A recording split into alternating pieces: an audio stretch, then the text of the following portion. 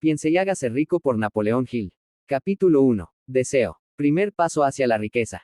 En el momento en que Edwin C. Barnes se bajó del tren de mercancías en East Orange, New Jersey, hace más de 50 años, acaso tendría toda la apariencia de un vagabundo, pero sus pensamientos eran los de un rey cuando comenzaba el camino desde las vías del ferrocarril hasta las oficinas de Thomas A. Edison. Su mente trabajaba febrilmente. Se observaba a sí mismo en presencia de Edison. Se escuchaba pidiendo una oportunidad al señor Edison para trocar en realidad la obsesión de su vida, el ardiente deseo de llegar a ser socio industrial del gran inventor. El deseo de Barnes no era una simple esperanza. Era un deseo fuerte, maduro, persistente, que avasallaba todo lo demás. Era algo muy definido y definitivo. Pocos años después, Edwin C. Barnes se hallaba de nuevo en presencia de Edison y en el mismo despacho donde primera vez le conoció. Esta vez su deseo se había convertido en una realidad tangible. Era socio industrial de Edison. El sueño dominante de su vida era ya un hecho concreto. Barnes tuvo éxito porque eligió una meta definida, determinada, precisa, y dedicó todas sus energías, toda su fuerza de voluntad y todo su esfuerzo a alcanzar aquella meta. Primer paso hacia la riqueza. Pasaron 5 años antes de que se presentara la oportunidad que esperaba. Para todo el mundo, excepto para sí mismo, parecía ser solamente otro diente más en la rueda industrial de Edison, pero en su propia mente era socio de Edison cada minuto que pasaba y que había transcurrido desde el día en que comenzó a trabajar allí. Este es un ejemplo muy notable de lo que puede el deseo.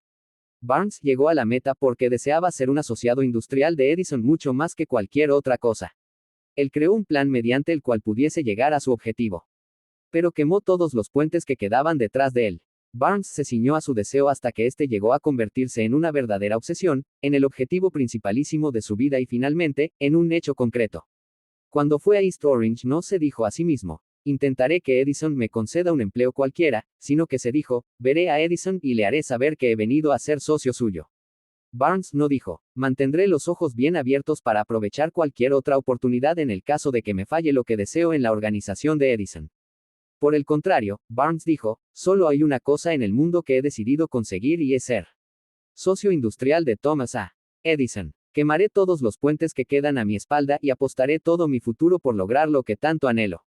No se dejó a sí mismo un posible camino de retirada. Tenía que ganar o perecer.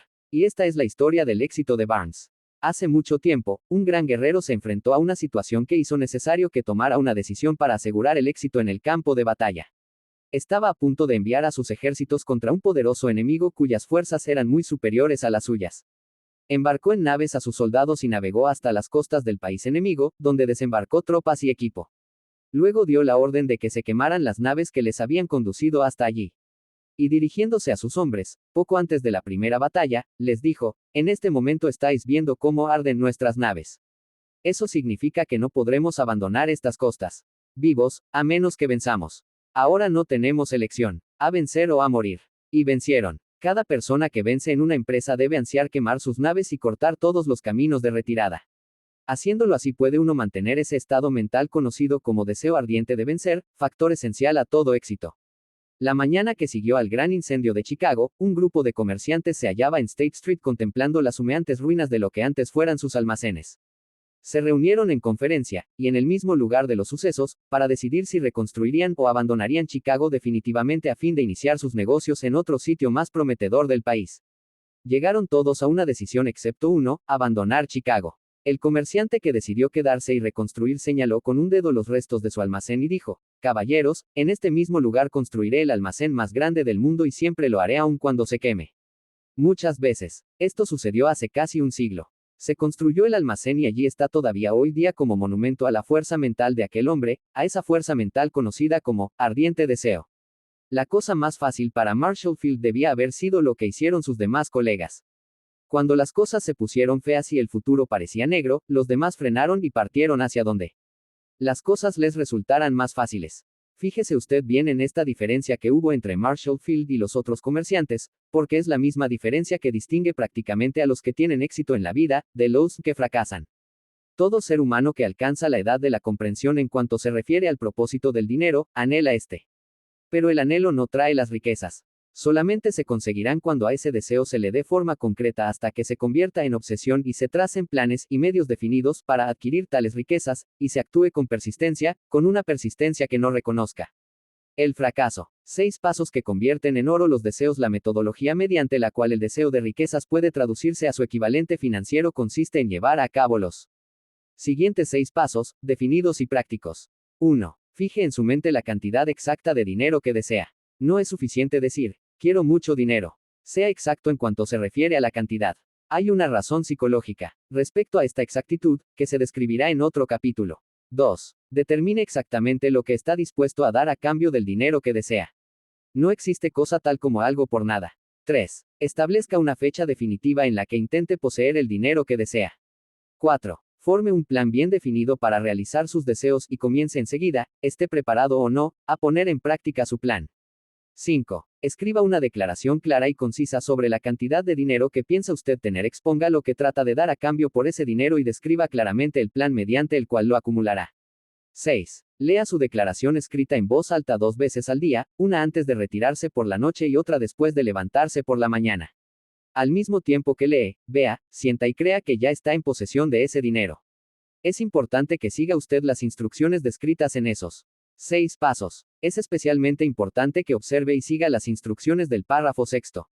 Puede que usted argumente que es imposible verse en posesión de tal cantidad de dinero antes de poseerlo. Aquí es donde el deseo ardiente ha de acudir en su ayuda. Si realmente desea dinero con tanta fuerza que su deseo constituye una obsesión, no tendrá dificultad en convencerse a sí mismo de que lo obtendrá. La meta es desear dinero y decidirse de tal forma a tenerlo que llegue usted a convencerse de que lo conseguirá. A los no iniciados que no han sido formados en los principios de trabajo de la mente humana, es posible que estas instrucciones se les antojen poco prácticas. Así pues, quizás sirva de ayuda a todos los que dejan de reconocer la fuerza y verdad de los 6 pasos el saber que esta información que ahora reciben fue facilitada por Andrew Carnegie, quien comenzó como peón en unos hornos de acero, pero se las arregló, a pesar de sus humildes comienzos, para hacer que estos principios le proporcionasen una fortuna superior a los $100 millones. También es probable que le sirva de ayuda el hecho de que estos 6 pasos fueron cuidadosamente estudiados por el fallecido Thomas A. Edison, quien les dio su visto bueno no solo por ser esenciales para la acumulación de dinero, sino porque son la base del alcance de toda conquista. Estos pasos no precisan de trabajo duro. No exigen ningún sacrificio. No requieren que uno aparezca ridículo o crédulo. Para aplicarlos tampoco se precisa una gran cultura. Más para que estos pasos tengan éxito en su aplicación, sí que se necesita suficiente imaginación, una imaginación que dé lugar a ver y a comprender que la acumulación de dinero no puede dejarse al azar, a la suerte o a la casualidad. Es importante darse cuenta de que todos aquellos que han acumulado grandes fortunas, soñaron primero con ellas, albergaron esperanzas, las desearon fuertemente e hicieron proyectos, antes de adquirir realmente el dinero. Y ahora mismo, antes de seguir adelante, es conveniente que sepa que nunca podrá poseer riquezas en gran cantidad, a menos que, en usted nazca y se desarrolle un deseo ardiente hacia el dinero y que en realidad, crea, que lo llegará a poseer. Los grandes sueños pueden convertirse en riquezas. Los que iniciamos este recorrido hacia la riqueza debemos sentir estímulo mediante el conocimiento de que en este mundo alterado en que vivimos cada día se precisan nuevas ideas, nuevas formas de hacer las cosas, nuevos dirigentes, nuevas invenciones, nuevos métodos de enseñanza, nuevos procedimientos para los mercados, nuevos libros, nueva literatura, nuevas características para la televisión. En el fondo de esta demanda de cosas mejores y nuevas existe una cualidad que hay que poseer para vencer, y tal cualidad es la determinación de propósito, el conocimiento de lo que uno quiere y un ardiente deseo de poseerlo.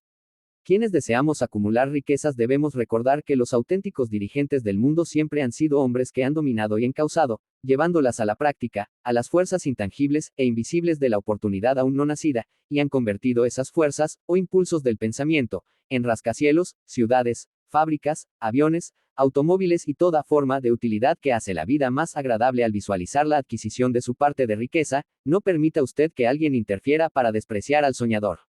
Para ganar las grandes apuestas en este mundo alterado, debe usted captar el gran espíritu de los grandes pioneros del pasado cuyos sueños han dado a la civilización todo cuanto posee de valor, el espíritu que sirve de sangre vivificadora a nuestro propio país, tanto su oportunidad como la mía para desarrollar y vender nuestros talentos. Si lo que usted desea es correcto y cree en ello, adelante y hágalo. Lleve a cabo su sueño y que nunca le importe lo que ellos digan. Si usted se tropieza con una derrota temporal, porque ellos ignoran que cada derrota trae consigo la semilla de un éxito equivalente. Thomas Edison soñó con una lámpara que pudiese funcionar mediante la electricidad, llevó a la práctica su sueño, y a pesar de más de 10.000 fracasos, se ciñó a él hasta que lo convirtió en realidad física. Los soñadores prácticos jamás fracasan. Williams soñó con una cadena de almacenes de cigarros, transformó su sueño en algo práctico y hoy día la Union Cigar Stores ocupa algunos de los mejores lugares de América. Los hermanos Wright soñaron con una máquina que pudiese volar. Hoy día todo el mundo puede ver que aquellos sueños eran sólidos. Marconi soñó con un sistema para dominar y encauzar las intangibles fuerzas del éter. La prueba de que no soñaba en vano la vemos hoy en cada aparato de radio y televisión que existe en el mundo. Puede que a usted le interese saber que los amigos de Marconi le encerraron y examinaron en un hospital para psicópatas cuando anunció que había descubierto el principio mediante el cual podía enviar mensajes por el aire sin necesidad de alambres u otros medios físicos y directos de comunicación. A los soñadores de hoy día les van mucho mejor las cosas. El mundo de hoy está lleno de oportunidades que nunca conocieron los soñadores del pasado. El punto de donde ha de partir todo soñador es un ardiente deseo que hay que hacer realidad a toda costa. Los sueños no nacen de la indiferencia, de la pereza o de la falta de ambición. Recuerde que todos los que han alcanzado el éxito en la vida casi siempre tuvieron duros principios y atravesaron muy malos tiempos antes de llegar. El auténtico cambio en la vida de aquellos hombres de éxito usualmente llega en el momento de alguna crisis mediante la cual son presentados a su otro yo. John Bunyan escribió El progreso del peregrino, obra que figura entre los mejores libros ingleses, tras haber estado encerrado en la cárcel severamente castigado a causa de sus puntos de vista sobre religión. D. Henry describió el gran genio que dormía en su cerebro después de haberse enfrentado con la desgracia y ser encerrado en una celda de la prisión de Columbus, Ohio. Al verse obligado a enfrentarse con su otro yo, y a emplear su imaginación, descubrió que era un gran autor en lugar de ser un pobre delincuente y fuera de la ley. Charles Dickens comenzó pegando etiquetas en botes de crema para el calzado. La tragedia de su primer amor penetró tanto en las profundidades de su alma, que le convirtió en uno de los más grandes autores del mundo. Aquella tragedia produjo primero David Copperfield, y más tarde una sucesión de otras obras que hicieron de este mundo un lugar más rico y mejor para todo el que lee sus obras. Helen Keller poco después de nacer quedó ciega, sorda y muda. A pesar de su desgracia, su nombre ha quedado escrito en la página de la historia de los grandes. Toda su vida fue una demostración tangible de que nadie es derrotado hasta que la derrota se acepta como una realidad. Robert Burns era un mozo sin cultura alguna.